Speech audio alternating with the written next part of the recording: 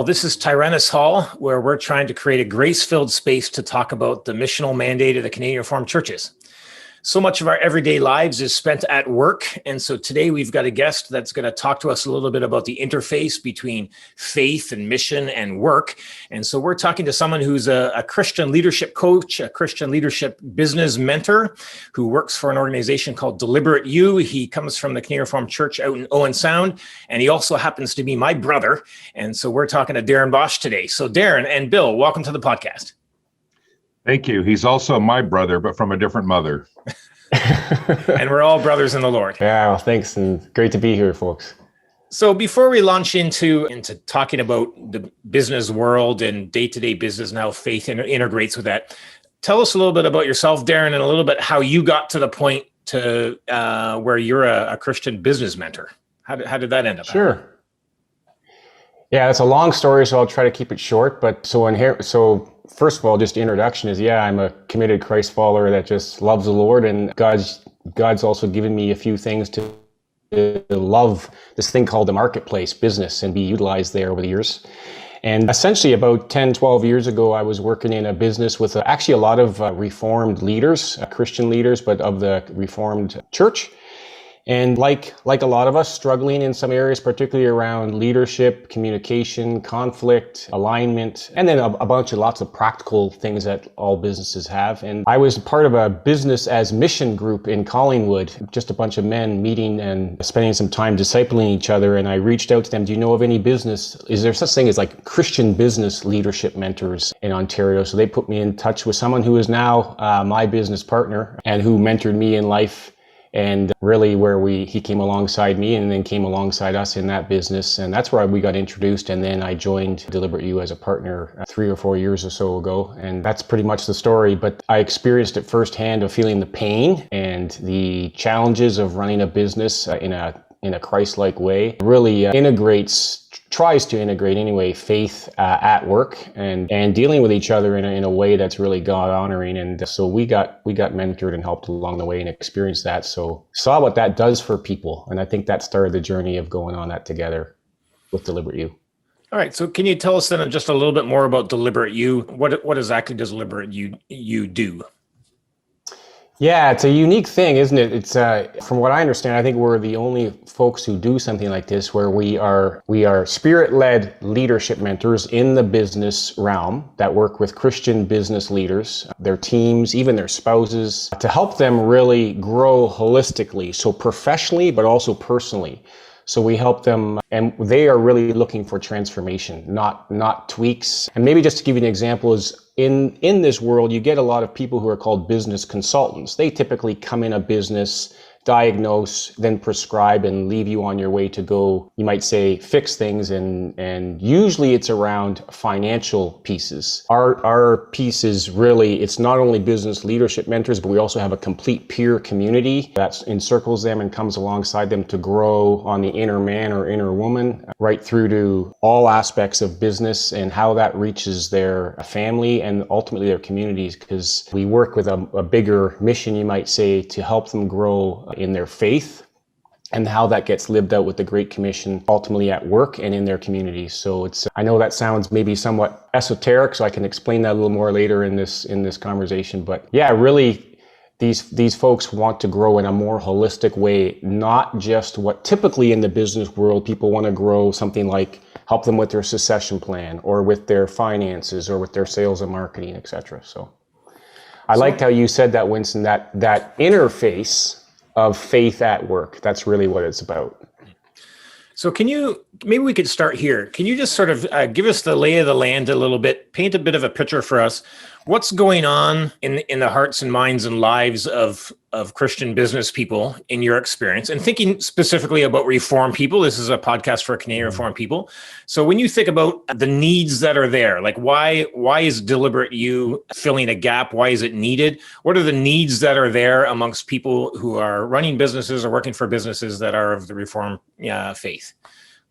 Yeah, it's a good question. So let me just preface first with the vast majority of our clients are Reformed. So I'd like to think that, and they're business leaders, so they are also the clergy, you might say, in your churches and in our churches across Ontario and actually across Canada. So there are some common interesting pieces that we're seeing, not by prescription, but just by God's sort of brought along our way. And then we've actually adjusted to that. And that is what I call the hunger and the hurt. We sort of have two clients with their hunger. Their one hunger, you get the client, and I call them clients for now, but they're deep friends because you get very, very close with these folks. But the hunger for just the thirst for something more, I think where they've plateaued business-wise, but also personally. And they have this beautiful desire, and they often say things like, there's got to be something more than just this, or there's got to be something more than just making money and using my money, say, to send to a beautiful cause, which is beautiful in itself, of course. But so that hunger for something more, and I always think it's sort of like that Matthew 5 thing of salt and light. And we often use that passage a lot, and I love Eugene Peterson's rendering of like the God color and the God aroma, right? So that of salt and light in this world. And what does that look like? So I can take Sunday to Monday throughout the whole week. So when I say that hunger, they're thirsting for something more, to live out their faith at work and to invest in their staff and the future generations and really disciple others through this thing called the marketplace. Then there's also those who have a different hunger. They are those, they feel disillusioned. They feel they're frustrated with, they've been perennial elders in their churches for years. They're wonderful leaders, just gorgeous men and women in the kingdom. But like many of us, well, all of us, don't have it all together. But inside there's this piece where they feel disillusioned and disenchanted with, they can't connect the dots of, so they often live in this world where they have this Christian life, but then during the week, they even use this language like, well, business is business, you know? And what that means often, unfortunately, the fruit of that is things like hiring and firing in a way that's not very God honoring, cheating on your taxes because or other things that we don't like to talk about, but actually not really living a Christian way. And in some ways bought into the American dream of, if I can just build up this enterprise and I can sell it all, I can golf in Florida when I'm 55 or something like that. But there's a pulling by the Spirit, and they know that just can't be. So there's that. That's what I mean by the one who's sort of disillusioned. Yeah, and then the hurt. I said that was the hunger. Oh, Bill, you're going to ask a question there? No, go ahead and tell us about the hurt first. Okay, so that's sort of the hunger. And then the hurt, I think a little bit, someone said it to me, well, in some ways it's like life renewal for business, but for clergy and for just leaders in general, they have a hurt where I don't know all the reasons why. We have some ideas and certainly they've been sharing things like that, but there's this piece where they often say, I just can't really be me in my community right now. They don't dare be vulnerable. That could be because they don't feel safe or whatever it is. But part of it too is they are often, not always, but often quite well-seasoned business folks. Sometimes that comes with they've been financially very blessed. And it comes with a certain cloud over them, but maybe even a persona that they feel they have to live up to. And yeah, rightly or wrongly, they sometimes are living a double life. They feel all the eyes on them, maybe like a pastor where you just can't fail. So this piece where they just feel like I can't really be me, and they're in a very intimate, very, very real and transparent, but also a safe and accountable space where they often say the words like, I've never had community like this where I can just be real. And I think part of it is too, I wonder if it's a little bit like, when pastors get together, they can relate to each other more than say, I can relate to you. And when business owners get together and they share their stresses, their pains, a lot of these guys, a lot of them are guys, and they struggle with, how to show up well on the home front when you just got so much stress and you're so busy and there's so much on your mind, a lot of pressure, right? So those are the hurts that, and a lot of them are deeper longing things like identity in Christ. They've lived. Business is they're trying to give them their satisfaction. And again, they realize that that's not working. So I don't want to make it sound like it's a counseling session. It certainly isn't, but like all of us, we all have deep-rooted pains. We have lies we believe, and we go off course, and it's just really cool what God's doing, the stories with some of these folks. And really, like we say, it's about transformation. So not little tweaks here and there. So just really cool how God, I always love this piece, how God is on mission and on task in this wonderful thing called business. If you think about it, These people are working 40 to 60 hours a week at this thing. In your churches, generally, even if I'm in office in church, I'm maybe working 6 to 10, 12 hours a week as an elder type of thing. So what a huge opportunity for the good news to go out.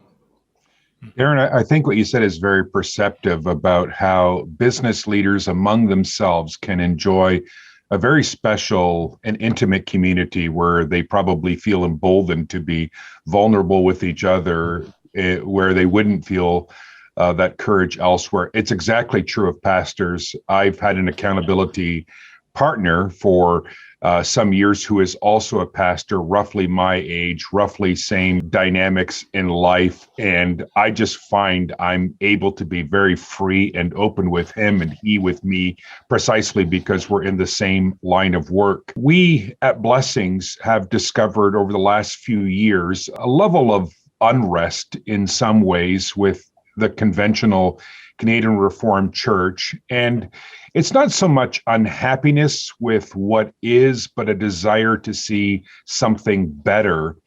And it sounds to me like you're saying there's something analogous happening in the Reformed business community. And I've heard people share this with me as well, where they've said, you know, for most of my life, to be honest, I've been a Sunday Christian. And I kind of checked my faith at the door on Monday when I went off to work, and I really want to be better at integrating faith with work. In the Reformed community, we've always had a lot of business entrepreneurs, and I'd like to talk about that later on as well. So do you see a kind of shift occurring in Reformed church culture where there is among business leaders a change, a growing desire to see things different? Or is this something that's always been around and we've never really made much of it? How does that work? Well, I don't want to pretend, Bill, that I know it all, but we talk to a lot of folks, meet with a lot of folks, and again, of wide ages, and we're seeing themes and patterns. And I would say yes to your question.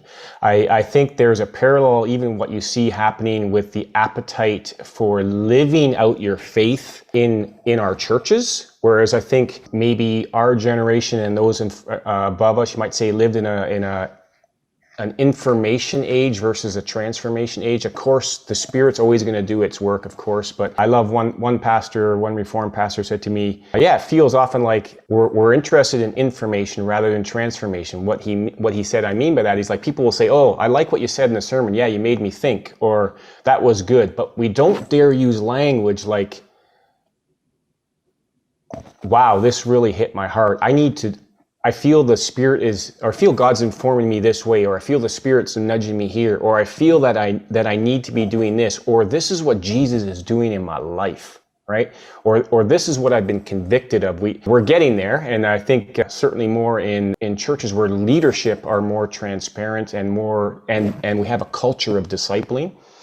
But yeah, that whole piece, interesting though, we see it with a little bit of our younger demographic. And what I mean by younger is sort of the 45-year-old and under business owner or business leader. They've been exposed to some other things. And as an example, we often work with a business owner or leader who say younger like that, and they're still working, say, with their father or uncle there's a passing of a baton, right? And there's a bit of they're on the same page, but it's just a different style. One is like stiff upper lip, this is just the way you do it, and just get those employees to do this and that, and it's about making money, and then you kick the cat on the way out of the door, like sort of just a bit rough and tumble. That's the way they're brought up, and just hard work, boys. And the next person is like, yes, hard work, absolutely. And I got human beings here that I want to invest in to make this business more sustainable. What does it look like even to share my faith at work? What does it look like to the second greatest commandment, to love my neighbor in this thing at work, so that I have, again, connect that Sunday to Monday. So I really think you're right, Bill. We see that definitely. And then we also see it so it's not only a younger thing. Again, I really believe we're a business too. So we like all businesses have, SOPs and processes, and even from a sales perspective, we have categories of clients, you might say. But one thing we always say is our client generally is a person who doesn't just only think in the box. So like even from a faith aspect, wants to learn and grow personally, isn't just going to stay stuck with status quo and this is just the way we always did it. They're going to look to improve something and look to personally be growing. So that person also Winston, does that in their faith. I want to interrupt you there with a follow-up question. This is something I've observed in the past. I'm observing it less now. But Reformed churches have been heavily populated by really, really creative entrepreneurs. And yet for years, you haven't seen that entrepreneurial talent shared at the church level. In the past, I've served alongside of some of these creative entrepreneurs who, the moment they're at the council table, are in straitjackets. And somehow they feel it's almost inappropriate to bring that creativity that they're brimming with to the council table. I've not quite been able to explain that or understand that. I don't know if you have any insights about that, or if you, Winston, have encountered something similar. Well, I'd make a comment on that, Bill. I would say that you do see that creativity work in the church, perhaps outside the council table. I'm thinking in terms of all the creativity that goes on by the people in the pews in order to produce Christian schools, to run homes for those who are mentally challenged, to do mission work and to send teams overseas to, do various things. That there's a lot of creativity that goes into that, and a lot of people that harness all of their talents, their God-given experiences as business people in order to do wonderful things in that. And there's tons of it going on behind the scenes in terms of business people that are involved in refugee resettlement and, in all kinds of creative things. But I do think that, yes, when it comes to the running of the church, that, it's a bit of a different domain. It's got, it's heavily laden with tradition. We've got a way of doing things that has served us well. And I also think that a lot of people feel comfortable or feel solace in that. It's sort of something that doesn't change and stays the same, and you sort of show up on Sunday and it's always the same. Or your church, you can count on the church as being something that doesn't really change very much. And so why would we want it to be? Because that in an ever-changing world, that gives us a little bit of gravitas to be like, okay, that's where we are. And yet I would say that when we're talking about mission and recognizing that we're trying to engage, all of the nations which come to our doorstep, and we're trying to engage in local mission, that we then need some creativity and we need some out of the box thinking in order to do that. So that's where the challenge is that you're poking. We do need some of that for sure. Yeah, that's a very good response, Winston. I was thinking of something like a website where you see a business leader has a lot of great ideas for an attractive website, but doesn't seem to mind the fact that the church website is very bland and boring, something like that. You're going to get Darren started since he's made multiple church websites. But okay. But before we go down a website trail, you mentioned investing in people, Darren. You mentioned use the word discipleship. I want to talk more about that in terms of, because that's how the church can be on mission to people in the business world. Before we get there, you talked about how, people working 40 to 60 hours during their work week, and then we spend a small time in church, and we've got a pretty good developed idea of what it means to worship the Lord on Sunday, but perhaps an underdeveloped idea of what it means to worship the Lord Monday through Saturday, also in our work. And so can you talk to us a little bit about that? Like how do we need to change our understanding of what work is? It's not just about that's how I make money in order to fund other things, but that work having a deeper spiritual side to it. Can you speak a little bit to that? I would love to. This is exciting stuff. And I think it's so important because you see grown, beautiful Christian people, again, who have that hunger and hurt. And there's a disconnect there, even though they serve and actually sit under, you might say, your beautiful preaching every Sunday. And there's something not connecting the head to the heart, to the hands in these sometimes, right?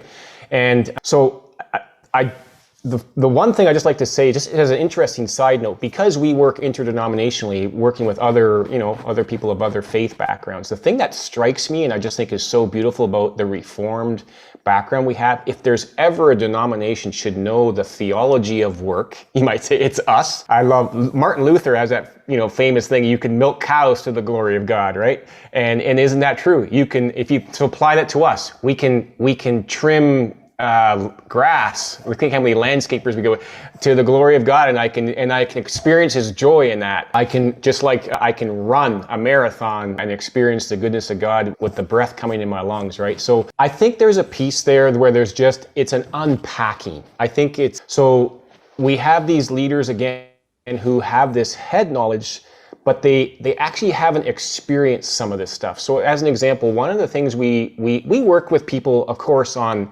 their healthy P&Ls and succession planning and process management and efficiencies and Toyota lean models and all the beautiful business stuff that might bore some of us on this call. But we start with what we call personal foundations. We start with your identity in Christ, and what does that look like, and how does that get lived out then, and how does that change the way I think? Romans 12, an informative passage of the renewing of your mind, and how do we view this stuff? How does that then get flushed through the vision and values of my company, and how do we live that out? And then the big one is how do I experience this? And just as an example, guys, I think there's been 3 or 4 fellas, beautiful, seasoned, Reformed Christian believers and wonderful leaders in their churches who've said the same quote after they said, you know what? I knew a lot about God before, and now I know God. And something in there tells me that it's taken from the head to the heart and the hands. So you're experiencing God. So we actually go through an experiencing God study for the first 2 years. But really, at the end of the day, here's an example, just practical boots to the ground, because it was fairly recent. We have a beautiful business owner, actually a Reformed guy, runs a largish company, a $40-50 million company, and talking about one of our big principles. Let me just back up a quick sec. We work on 3 sort of main principles of how does that Christian business leader live this out, what we call the GC3. So there's 3 great things here. The great call to work. What does that actually look like? That work is worship. It was created before the fall into sin. So the great call, the great the great commandment, which is, there's the greatest commandment to love God, but the second greatest commandment to love your neighbor. So what does it look to live out those commandments at work? And the last one is the Great Commission. And you guys know a thing or two about that. So as an example, this business owner was saying to me after the work, he's a couple of years in, and we're working a lot with what does it look like now to see people, all people, as image bearers of God.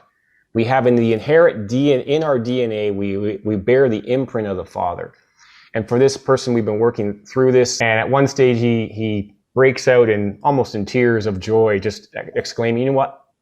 True confessions, I've always just thought of my staff as a bunch of dumb schmucks just to basically get my stuff done, right? And they're just a bunch of idiots. They never, got to tell them 3-4 times. I've been doing this for 20-30 years. I hire managers to manage them, and he's got, 150 people.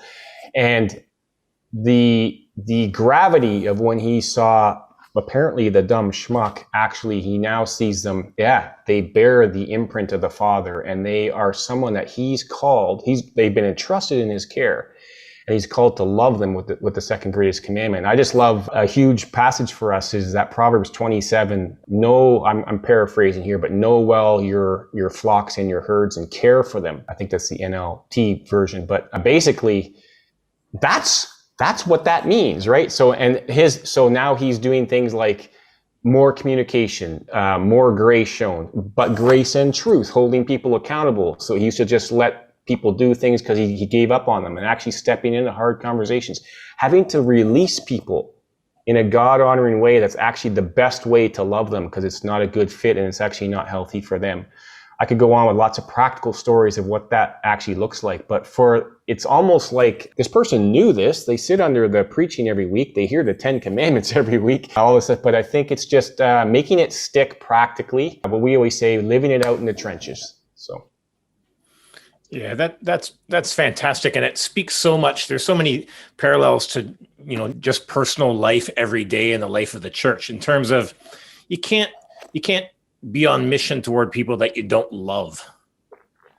You can't really engage with a world that you don't have a genuine love for, and that love has to be based in the fact that they're image bearers of God, and not love based on what they can give you or something like that. Sometimes people feel, I feel so convicted. I have to tell my neighbor about Christ. but but actually they hate the guy because he, runs his lawnmower too late in the evening, and he, lets his dog pee on their driveway. And, so they actually really don't like the person at all. But man, I should go tell that schmuck about Jesus anyways. Cultivating, I like this, the great commandment. Do you actually know how to love your neighbor? And what are the fundamentals for that? Yeah, that's beautiful. That's brilliant. Darren, you mentioned that in Reformed churches, we, of all different denominations should embrace work because of our theology. I don't know if you know this, and I don't even know how true this is, but I read once that it was Klaus Skilder, an individual who was very formative in Canadian Reformed Church history, was the one who coined the term cultural mandate. But this idea that our calling in the world is not simply to shine the light of Christ and bring people to a saving knowledge of Jesus. It's actually to get our hands dirty, as it were, to subdue the earth, have dominion over it, tend and keep the garden.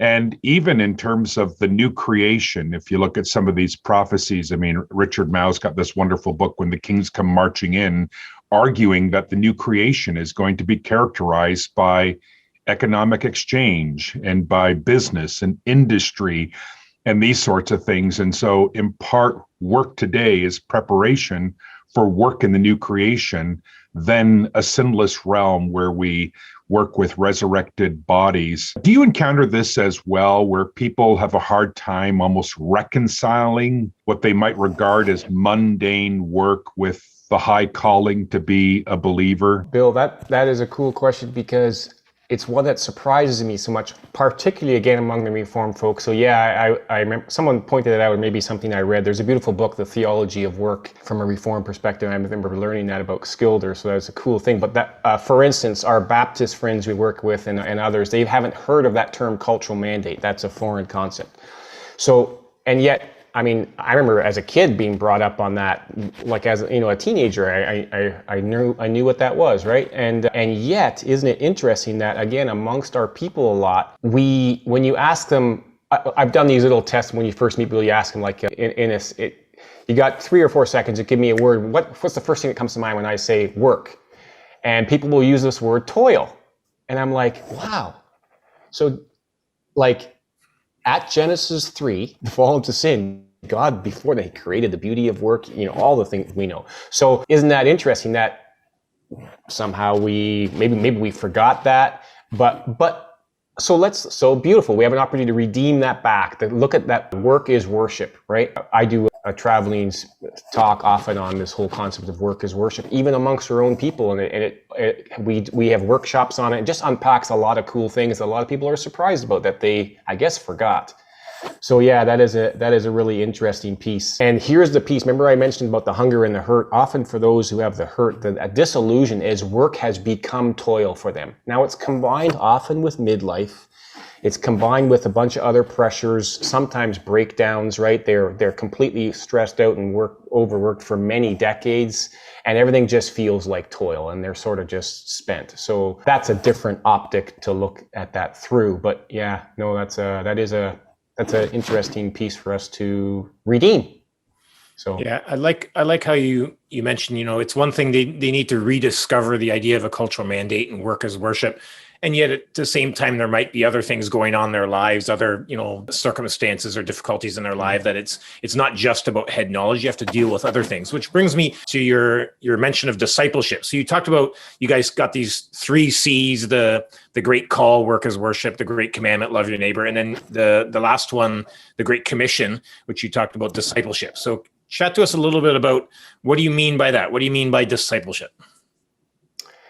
Well, at the end of the day, so we follow a lot of, just as an example, we're big proponents of a lot of Dallas Willard's work, and just this whole piece, like you see a beautiful uprising of it. I think of even one of your last podcasts with Flourish, and it was just like this whole concept of coming alongside others and mentoring them, discipling and investing in their lives, and as one who truly loves someone, wants to serve and invest in someone's life to help them grow, but not in a teaching way and not in a training way, but in a, I got my arm around you and we're going through this together.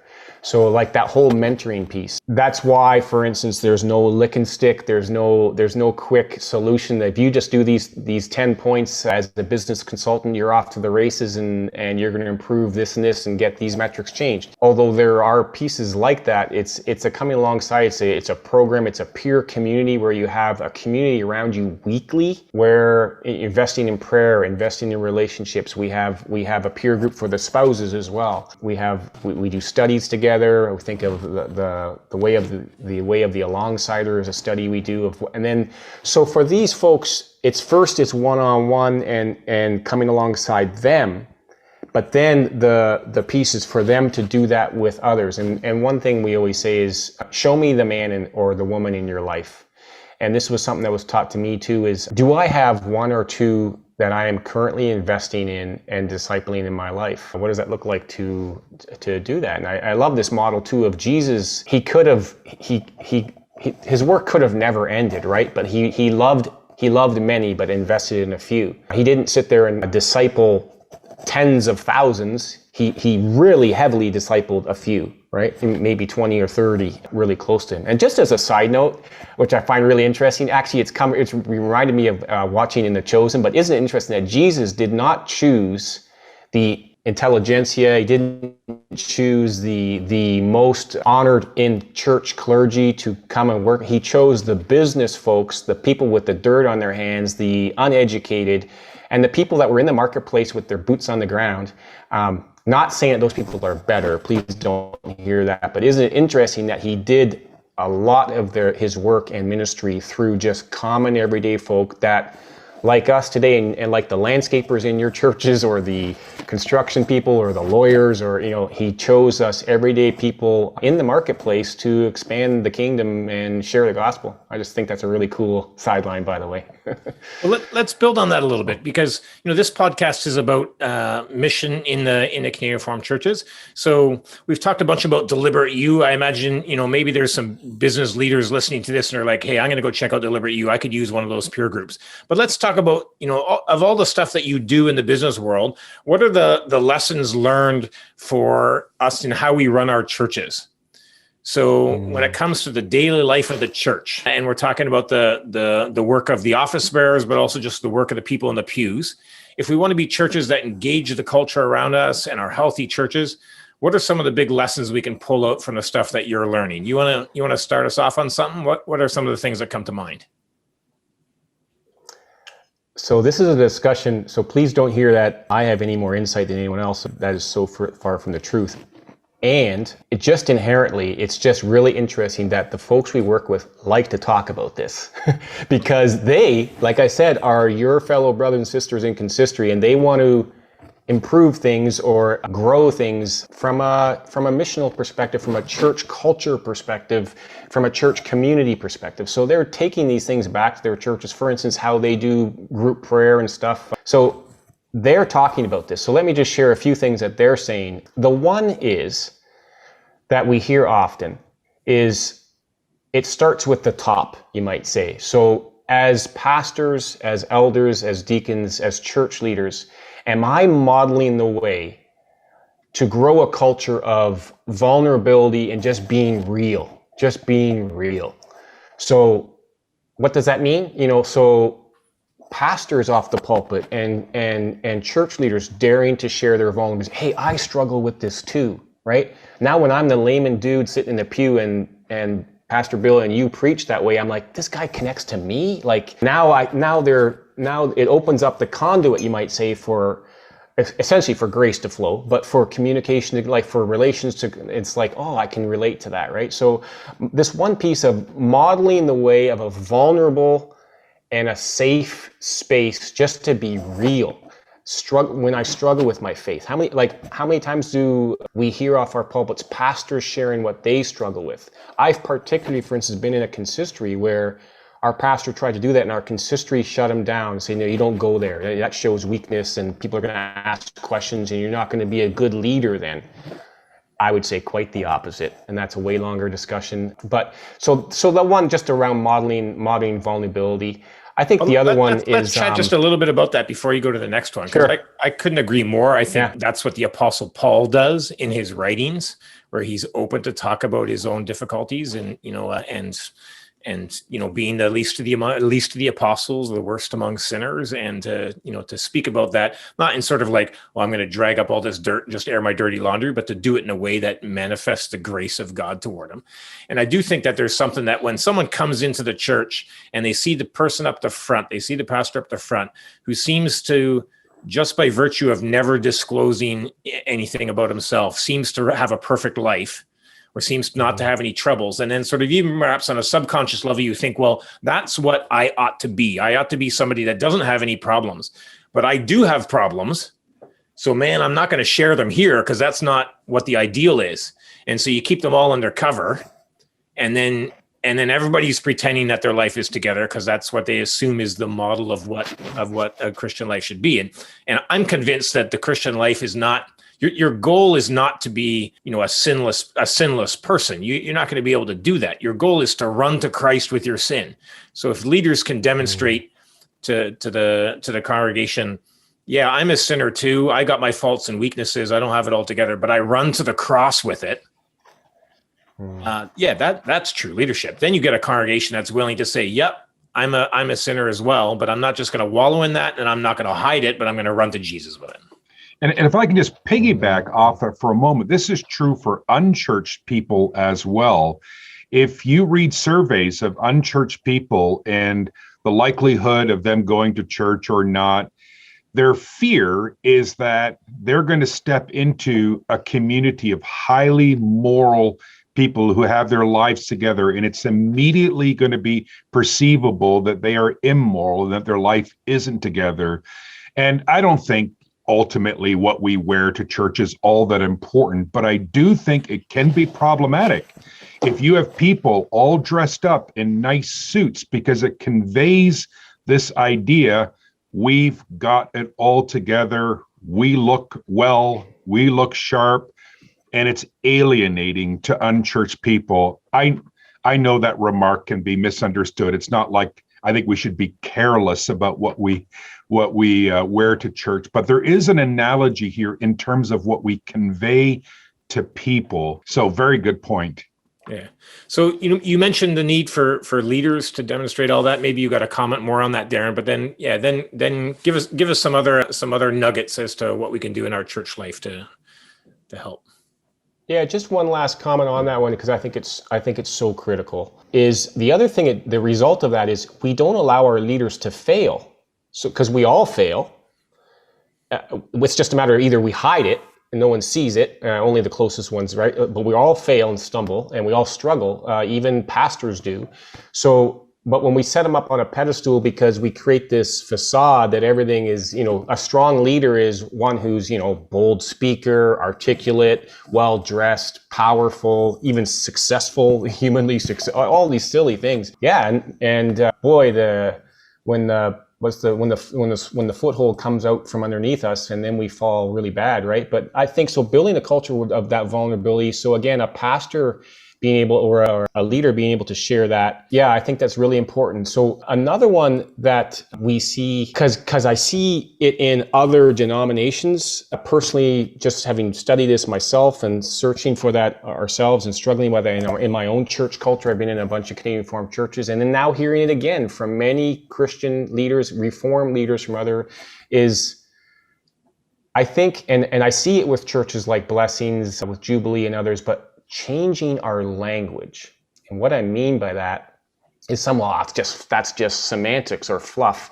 But how we communicate, I think, is so important. Our language, Andy Crouch a beautiful writer, I think says something along the lines of language shapes culture.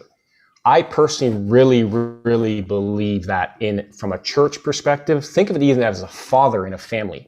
Or think about it as how we treat our brides, our wives. My language, how I communicate is so critical for the other to not only understand, but to come closer, right? And I think something that it's a beautiful opportunity. I really see it starting to change with some, you might say, a changing of the guard, but also just growing, us getting aware of this and seeing what's going on elsewhere. But I think the language and a couple things. So making your language more accessible, making it just, again, more real. I want to know that my pastor believes this too. It's not, I don't want him preaching. I want to see, it's got to be alive, man. It's like, so language is just everyday language, even around consistory tables. You know, like, because then what happens is, just an example too, is like, how can it be, if it's really true, and I've seen this verified so many different ways, just an example, pornography. If it's true that 1 in every 3 or 4 or 5 men in the church in Western, so in North America, if that's true that they struggle with pornography, then let's look around, boys, at the consistory table. That means us. So I've actually done this. We've talked about this, but then it's crickets, right? Like, we don't dare go there because we don't know yet how to talk in a way that's just really real about faith. We can talk about doctrine and great concepts and stuff, and please don't hear this as criticism. I say this as an encouragement and an invitation because we see this happening in other churches, like, well, I'll be just frank here, like churches like where you guys are serving, and the impact that is having on people. So the language, I've heard this from people like, why does that preaching work for them? It's not that there's a better message in there, but sometimes it's just the way it's communicated and brought to the heart. So again, going back to that piece of, so it's not just about information, it's about transformation. Yeah, those are wise words, and I need to take them to heart as a preacher, and I need to take them to heart as a pastor. And we need to encourage each other in our day-to-day conversations to learn how to ask real questions and talk about real things, and not give platitudes. It's almost like a whole skill set that we have to learn, isn't it? Yeah. Yeah. Just as an example, like another one is how we, I don't think it's a term I phrase, but I've heard this somewhere, is like, we use Christianese a lot. You know, even when we try to comfort someone. I've struggled with that myself as an elder. The platitudes, like you say, Wince, and versus, well, personally, I've experienced it from someone mentoring me, coming alongside me when I've been down or when I've been really broken. And yeah, and trying to learn from that. And then you asked, going back to the question, I think another one too is just modeling a culture of grace. Because at the end of the day, grace and truth, I just love that model that Jesus gives us, but modeling a culture of grace so that we can seek to understand rather than be understood in a culture. So it's interesting. My wife and I talk about this a lot, and we meet with different pastors too, just about some things around this stuff. And we often talk about it's a cultural thing of how we live this out. It's not like preachers need to preach anything different off our pulpits. Like, we got beautiful gospel-filled preaching for the most part. I just think culturally, getting that into the hearts of those laymen, just everyday people in the pews, and living that out. And it's not a church program and a whole bunch of great initiatives that are going to do that. I think those simple things of, I was talking to a wonderful leader the other day. He talks about, for instance, and you guys dealt with this on one of your last podcasts, for instance, how we view and utilize and love and embrace and see the beauty of women in the church, how we love the lost and the pain and those who are going through, divorce, and like how we come alongside those people. Just so many things culturally that it makes it real and accessible that I can talk about my struggles, and then yet I don't have the answer to that either, because yet, Bill, you said to me too, you meeting with an accountability partner, even with fellow pastors, you folks can relate to each other, talk about things that are different, and say you can meet with your best friend in consistory or in your church. And God gives us those spaces, right? There is a certain degree of more deepness in little, you might say, communities that maybe you can relate to more. I don't know. What are your thoughts on that? Yeah, well, I think you were too easy on pastors. I think we do need to change. I think our sermons need to change. The language we use needs to change. The assumptions need to change. We need to get rid of the us versus them mentality, where we talk about the world out there and the church, and the world all bad, the church all good. We are struggling alongside of our fellow unchurched Canadians with materialism and all the idols that captivate the hearts of unchurched people. They're captivating the hearts of church people as well. This is our common struggle. And I think, the bit about vulnerability too. I sometimes joke at Blessings. I said, aren't you so happy you have a perfect pastor? Isn't it just wonderful to have a pastor who never messes up? I usually say that in the context of messing up but really, we're all broken people and we're all limping along. And I think if you preach that way, and at Blessings, we have small groups and we encourage small group leaders to be vulnerable in this sort of way as well. It's not a matter of spiritual nudism and just disclosing all of your deep, dark secrets, but to admit to struggle. And the moment you do that kind of thing, other people say, yeah, that kind of describes me, right? Henry Nouwen is a writer I'm quite fond of, quotes this line of Carl Jung often: what is most personal is most universal. And the moment you convey what you think is a very personal struggle, it's at that point where it's like the whole world rallies around you and says, I know what you're talking about, even though you're unveiling something deeply, deeply personal. Yeah, and the beautiful repercussion of that is that the good news starts sounding like good news. Yeah. Like, Darren, you mentioned near the beginning that people have this hunger that there's got to be something more. I think that there's a number of people in Reformed churches that are trying to convince themselves that the gospel is good news. And they don't really understand it or experience as good news. And part of that is because that they haven't been given the opportunity or shown how, or got to the point where they've actually brought their sin and suffering out of the darkness so that the Lord can speak to it and so that the cross can speak to it. And when people learn, you can use the word of vulnerability. You can just, people confessing sin and suffering, like so many of the Psalms do, like so many of the Psalms that we sing Sunday after Sunday do, expose sin and suffering openly, take it out of the darkness into the light, and allow the light of Jesus to shine on it. Then you start realizing what Christ really speaks to, how he speaks to my guilt and how he speaks to my shame. And then you start experiencing, wow, grace is really amazing. And the cross is fantastic. So yeah, doesn't everybody want that? Don't we want to cultivate church environments that are like that? Don't we want to live that out from, every Sunday, but also Monday to Saturday? Darren, we're at the end of our time. I was just going to say, do you have one last thing that you want to leave with us? Well, just to cap that, I just think let Jesus book in that. And I was just like, his words in John 10:10, what you just described there when he says, I have come so that you may have life to the full. And he doesn't just mean in the future, he means the here and now. And it's like, this is the life that I think we're invited into, and that we would have the life of the full. It is there for us. Yeah, that's a good word. Darren, thanks so much for loving business leaders and for helping them to live life to the full. And thanks so much for being part of the podcast. And hopefully all of our listeners will come away from this encouraged to do the same, to live out those words of Jesus and to help their churches do it. Love you lots, brother. Thanks for being on the podcast. Thank you so much. Thanks, Darren. God bless you.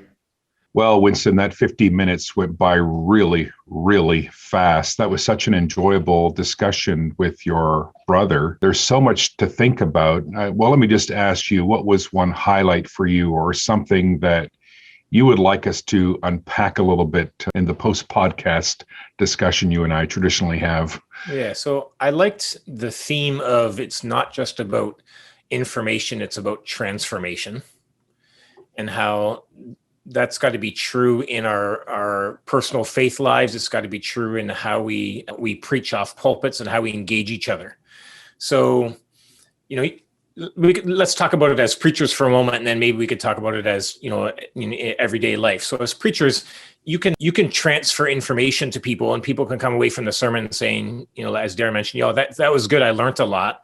Or you can try to preach to, have the Holy Spirit through his word transform people's lives and that people change rather than just learn new things. And I think that comes across in the way that we communicate. You can say something like, the Bible instructs us to confess our sins and receive, God's pardon. Or you can look people in the eye and say, brother, sister, you need to confess your sin today. And when you do that in prayer, you can be assured that in that moment, the Lord Jesus will forgive you. Those are two different ways of doing it. One just sort of transfers some truth, and the other one is trying to aim that the people actually do it in their own individual lives. Yeah, I think there's a distinction here between preaching about the gospel and preaching the gospel. The same would be true of saying Jesus died for the sins of all believers, or Jesus died for your sins. The former would be preaching about the gospel. The latter would be preaching the gospel. So I think that's something we preachers should work on, making our sermons personal in that respect. But I also think that there's a distinction between Bible study and sermons. And I've struggled with this a lot in my own ministry because I have a lot of academic interests. I find a lot of things interesting. My wife once pointed out to me that often when I say from the pulpit, interestingly, it's interesting to me and 5 other people and no one else. So, but like I like to uncover a lot of background information about the city of Ephesus, for example. And I've concluded that all of that is very interesting, but it's not necessarily appropriate for inclusion in a sermon, though it might be appropriate for a Bible study. But in a sermon, you're looking to bring people to an awareness of their sin. You're looking to bring people to an encounter with Christ, to bring them before the cross, and so forth. And so I often, in my mind, there are 2 questions I often ask in a sermon as I'm preparing. One is, what is the good news in this passage? Very important question to ask. And then 2, what, among all the things I've learned is appropriate for Bible study and what is appropriate for inclusion in a sermon? Yeah. So, rather than thinking, well, does anybody remember what I taught on Wednesday? On Wednesday, do they remember what I taught on Sunday? You're aiming to say, is in this moment of preaching the Spirit working in people's lives so that transformation can happen on the spot rather than just sort of knowledge retention.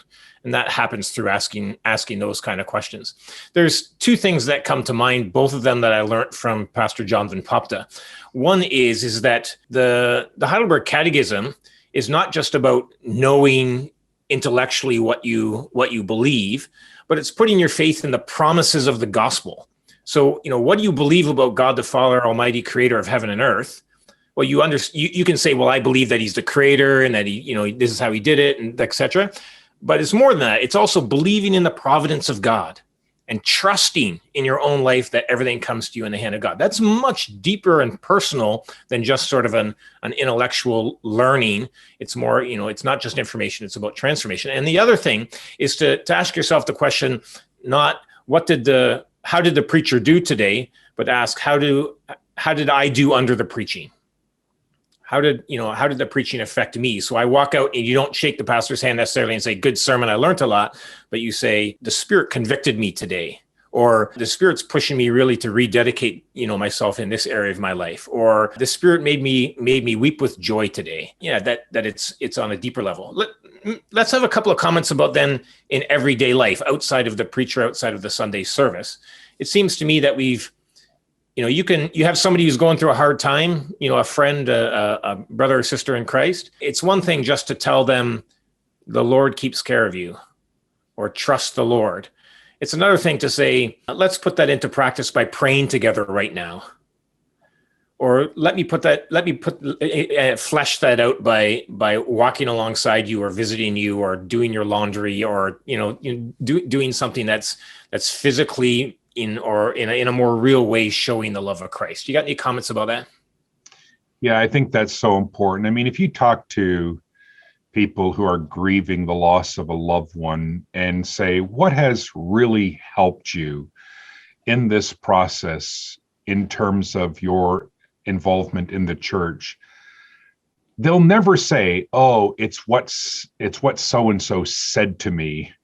It's often they say, well, it's not what people said to me. It's the fact that they just approached me, put a hand on my shoulder and said, I understand that you're going through a very, very difficult time. And I want you to know I care for you. I'm praying for you. this has changed for me in my own pastoral ministry. I think when I saw people before encountering a challenge or a trial, I was so inclined to give them a book or a booklet or a paper or an article. And I've learned that the best thing I could do as a pastor is simply pray with them, listen to them, hear them, and pray with them. In fact, sometimes I just say outright, I'm not really sure what to say. I'm not really sure how I can help, but I do know someone who can help. Let's pray to Jesus, that sort of thing. So yeah, I think this translates from preaching to pastoral ministry to friendships among Christians in the workplace, for that matter, in daily life and everywhere else. Yeah. All right, Bill, let's leave it at that. Thanks very much. You're welcome.